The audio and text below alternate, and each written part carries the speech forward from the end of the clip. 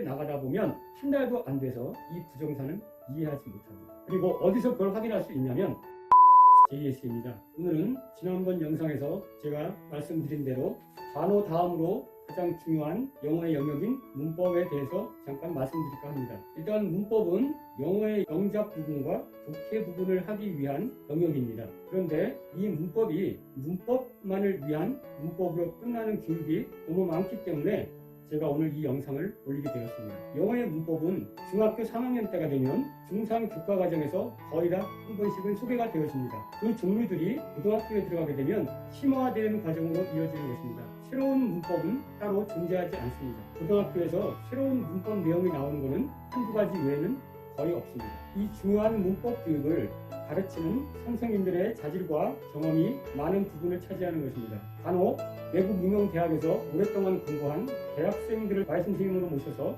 이런 문법 교육까지 담당하게 되는데 이런 학습법은 바람직하지 않습니다. 그 이유는 이 문법 교육을 지도하는 데 있어서 어려운 이 문법 교육을 전달하는 과정이 매우 중요하기 때문입니다. 예를 들어 부정사를 설명하더라도 이 부정사에 관한 내용을 이해시키기 위해서는 중학교 1학년, 중학교 3학년, 고등학생, 학년별마다 국어에 대한 이해 능력이 다르기 때문에 같은 부정사를 가지고 다른 예시와 다른 어휘를 사용해서 그 학년이 이해할 수 있는 예시나 어휘를 사용해서 지도가 되어야 되는 것입니다. 여기에는 상당히 많은 스킬이 필요합니다. 여기서 또 세분화되는 것이 똑같은 중학교 2학년도 상위권이 있고 중위권이 있고 하위권이 있습니다. 영어 자체도 세 부류로 나누어지지만 그 학생의 국어 실력 또한 나누어집니다. 예를 들어 한 강사가 부정사에 대한 설명을 녹음을 해서 똑같은 학생들에게 뿌려준다 해도 어떤 학생은 이해할 수 있고 어떤 학생은 이해할 수가 없게 되는 것입니다. 그래서 여기서 또 차이 나는 것이 학생들의 학습 능력이고 그 학습 능력이 영어뿐만 아니라 국어 능력까지도 살펴봐야 하는 것입니다. 또 거기에다 개인별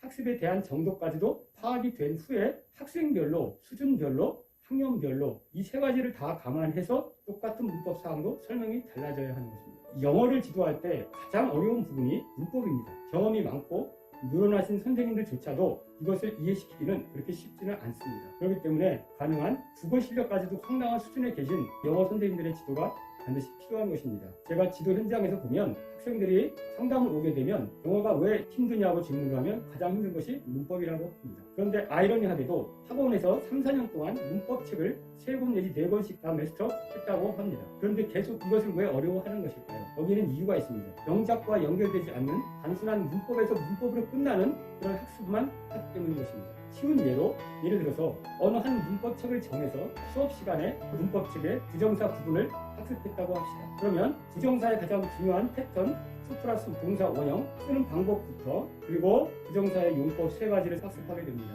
그럼 일단 명사적 용법부터 보겠습니다. 명사적 용법을 설명을 하십니다. 명사적 용법을 해석하는 것에 따라서 똑같은 to 부정사가 뒤에 나오는 동사가 문장 속에서 겉은으로 해석되느냐 겉을로 해석되느냐 그냥 겉으로 해석되느냐에 따라서 겉으로 해석이 되면 이것이 명사적 용법이다. 그리고 겉은으로 됐을 때는 주어 역할을 하고 있는 것이고 겉을로 됐을 때는 목적어 역할을 하고 있는 것이고 겉으로만 해석이 된다면 보호 역할을 하고 있는 것이다. 이렇게까지 설명이 될 겁니다. 그리고 나서 이제 옆에 있는 문제를 통한 학습이 이루어지겠죠. 그런데 그 문제가 어느 해석이 써 있고 밑에 영어 영작이 되어 있는데 빈칸이 풀어져 있습니다. 그 빈칸에다가 오늘 배운 내용을 가지고 답을 찾게 되는데 조금 전에 to 부정사를 배웠기 때문에 to 동사 원형을 쓰는 건 누구나 다 씁니다. 그런데 학생들이 이것을 쓸 때 위에 있는 우리나라 말 해석의 어느 부분에 해당하는 부분이 어느 부분인지를 잘 숙지하지 않고 그냥 단순히 to 동사 원형만 쓰는 것입니다. 이런 식으로 문법을 다음 형용사적 용법, 부사적 용법까지도 끝내게 됩니다. 이제 다음 문법 사항이 나가고 동명사라든가 이어지는 문법 사항 쭉 학습해 나가다 보면 한 달도 안 돼서 이 부정사는 이해하지 못합니다. 그리고 어디서 그걸 확인할 수 있냐면 예를 들어서 강에서 수영하는 것은 위험하다라는 문장을 써보라고 합니다. 이 강에서 수영하는 것은이란 주어 부분의 말을 만들어내지 못합니다. 즉 설명이 이루어질 때 부정사를 왜 영어에서 배워야 하는지 우리나라 말에 어떤 부분이 들어갈 때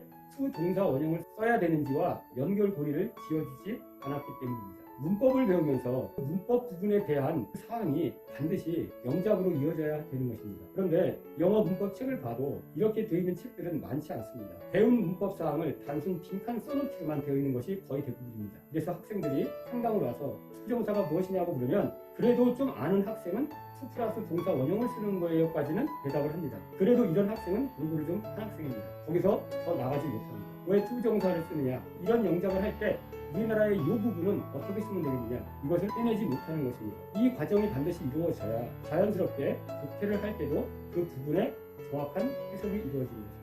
문법 책에서 문제로 끝나는 그런 문법 학습은 책을 2번을 띄던 3번을 띄던 시간이 지나면 다 잊어버리게 되고 문장을 통해서 배운 것이 아니면 오래 기억하지 못합니다. 그렇기 때문에 문법 교재를 3권, 4권, 5권, 6권을 보아도 쉬운 영작 하나 해내지 못하는 것입니다.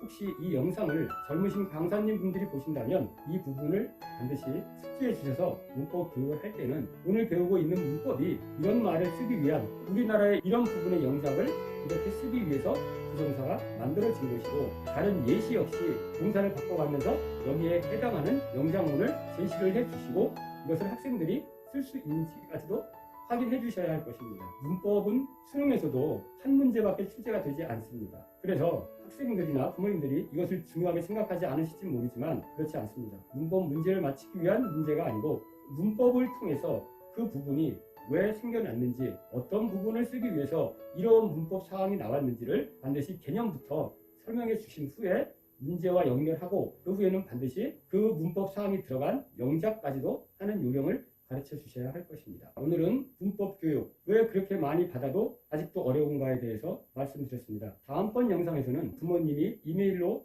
보내온 사연에 대한 그런 사례를 통해서 영상을 올려드리겠습니다. 간단하게 말씀드리자면 모 대형 어학원에 3, 4년씩 다니면서 상급반까지 올라간 한 학생이 중학교 2학년 내신 평가에서 70점도 안 되는 점수를 받아와 놀라신 한 어머님의 사연을 가지고 왜 이런 현상이 발생했는지에 관해서 말씀드리고자 합니다. 오늘 영상이 유익하셨다면 지인분들과 공유 부탁드립니다. 영상 봐주셔서 감사합니다.